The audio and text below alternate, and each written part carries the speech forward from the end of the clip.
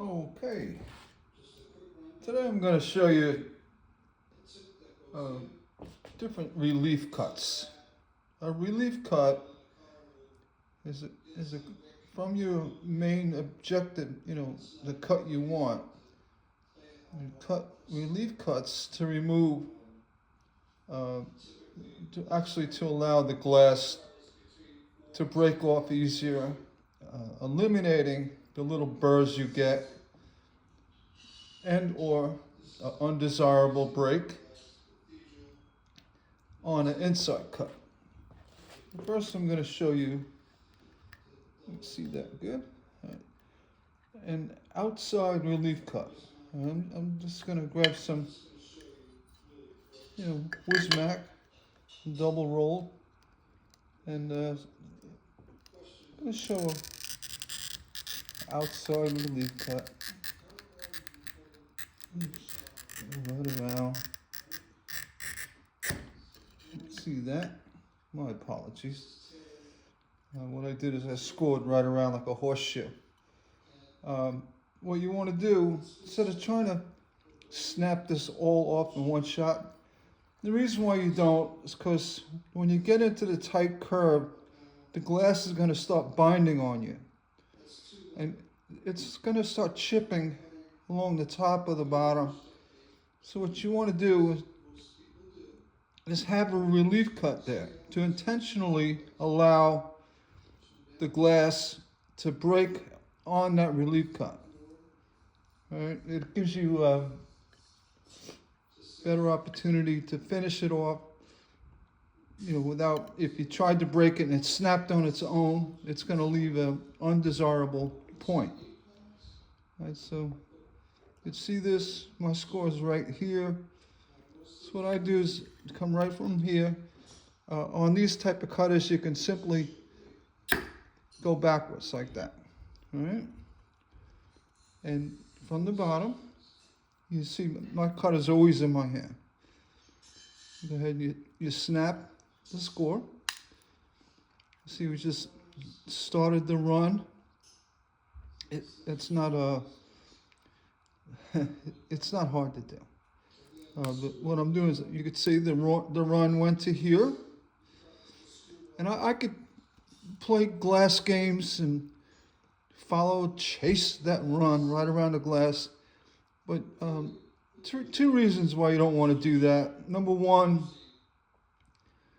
it will cause that binding in the curve, which will chip the top or bottom of the glass. And then number two, it's just dangerous. I'm not going to make a video showing you how to chase the run, get right.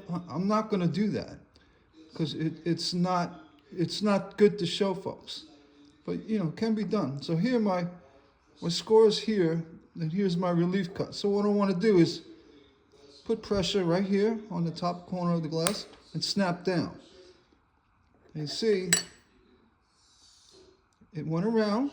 I could have kept chasing the run, but I didn't. And I wanted it to break there, so it gave me a better break to now come in here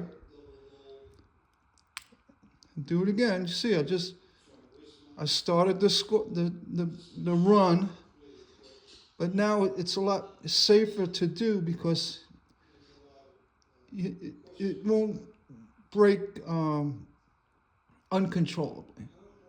Put it that way. So you grab it up here. We're not chasing the run. We're just breaking the glass. You break it down. And what I do is I do a slight downward to get this area. I'll use my glass cutter.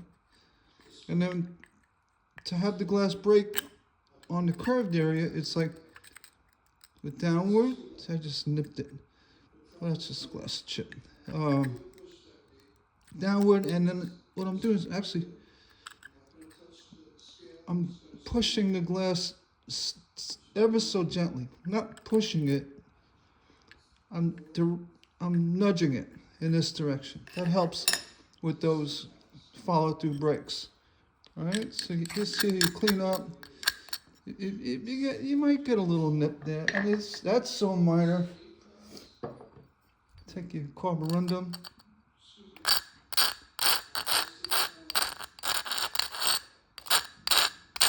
It's done. You go very gentle with the carborundum. You don't have to really grind it. Then you can hit it with a grinder. That's the outside relief cut. I don't think many people really hear about outside relief cuts, but they're there. There's a reason for it. Well, back in the day, you know, the crowns on top of lamps, they're all curved. There's one curve. So when you cut crowns, you don't want to.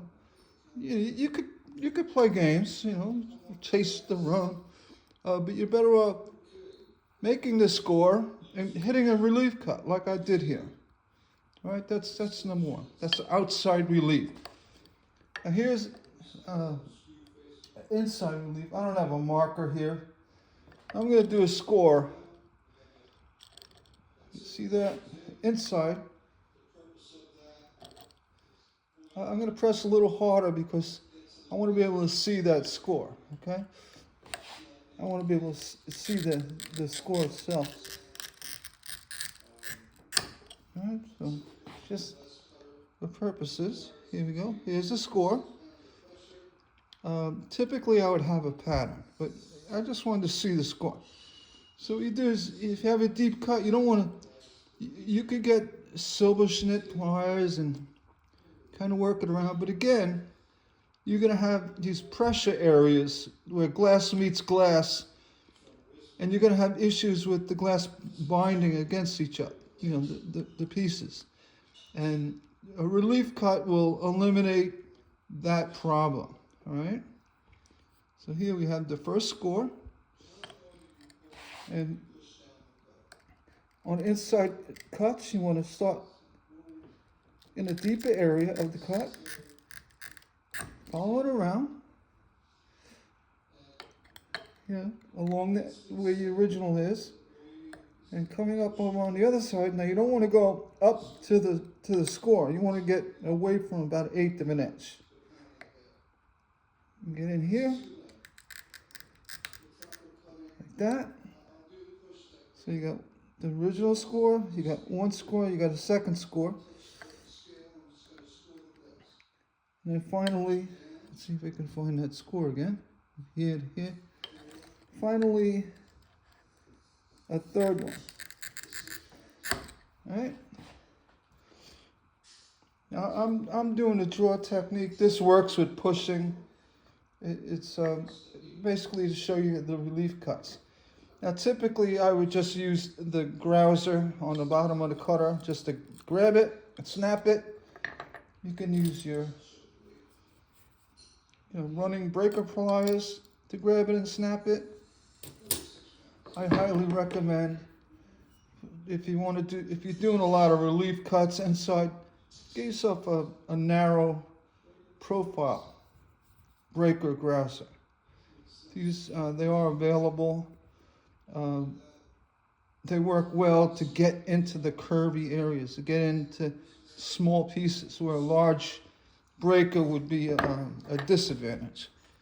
But here I'm going to go ahead and show you with my grouser. I snapped up the first one. See, snap it off. And here we have, remember we had the second one coming this way. You want to get right inside. The top, well, lucky me, the whole thing went. But what should have happened, the second one would break, and then the third one, I mean, the second one decided to say, I'm going to stay there. I'm going to give you the whole thing. But that's great. I mean, it broke where I wanted it, so no loss.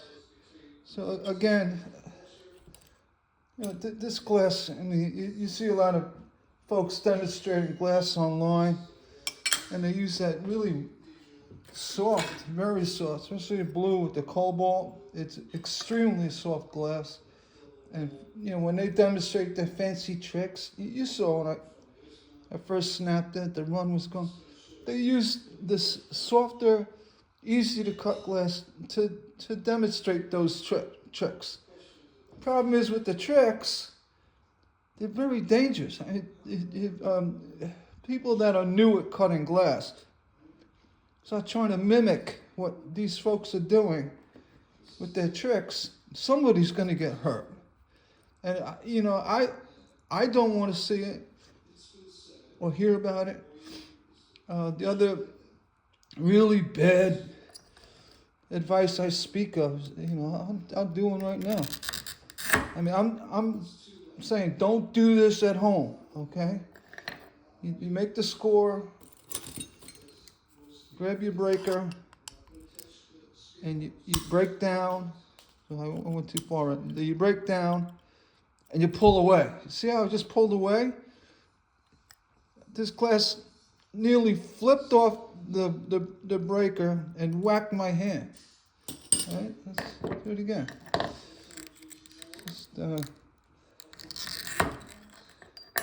I like to have a grip on my glass. I use my fingers. So even with a small piece, I just snap it down.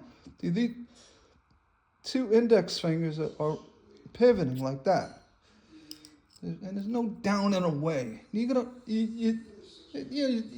kid walks up to you, little toddler or something, and you're not paying attention. Mommy, right? And you're going down and away. So you poke her eye out. God, I'd hate to see something like that happen. I mean, it could happen. Get the away, the down and the way out of your life. I mean, it's just the most insane thing I've ever seen or heard. So you score. So you can see the score, so I'm gonna go past it. You grab it firmly. If you're not confident breaking it with your fingers, just grab it firmly. Put your finger under where the score is, or close enough. You not back here. You want it somewhere around there, and not squeezing too tight. Just snip down. No away. That grinds in my gears. So I hope the relief cuts helped you. I mean, there's so much more to show. What you can do. I mean, I'll do it with a silver schnitz again. I'll even follow this here. I'm not this is really awkward for me, and I tend to start shaking and this and that. And then, other folks will start picking me on how I'm shaking. That's not nice. Somebody shaking. I'm shaking because I have arthritis in my shoulder, and a little in my wrist, and also I'm not used to pushing. I'm not a pusher.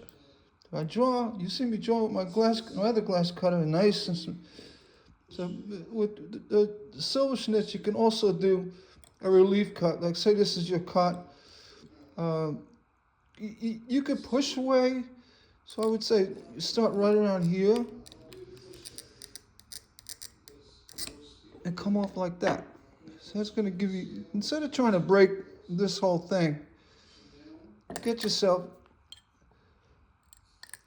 just that small area. Make sure we got it right. This glass breaks so easy. I was hoping that the relief cut would break off first. It didn't. As I said, this glass, I mean, Wismac makes the softest glass out there. Anything with blues or greens in it, ambers, it cuts so easy. There's another important relief cut. It's not so much a relief cut, but a technique. If you're doing, say, a really long, narrow piece, all right, and you want to make sure you don't snap here. Like just say you're going to cut, it's part of a leaf or something, and you come right in like that. Right? That's your real narrow, long piece. So you don't want to come in and try to break it here. You can't. You want to come up here. So you're doing directional cutting. The glass itself is becoming part of the whole relief. So you want to, break it in a way that the the point is away from you. All right, if that makes any sense. It's like it's just learning the matrix of how glass breaks. Technically, you can break it this way. You just got to be careful. You don't jab yourself. But you want to start down here, grab it firmly, and snap it down. Snap it down, going away from this gentle or fragile area. You're actually using the glass to prevent it breaking from where you don't want it to. That's a relief cut in itself. So I got more stuff, and I promise I will never ever do glass trickery. I just don't believe in it. I'm going to tell you, this is what's going on. I'm going to explain why it's going on. You don't have to, like tick the glass. Let's tick the glass, get it to start, and follow up. Try to chase the run.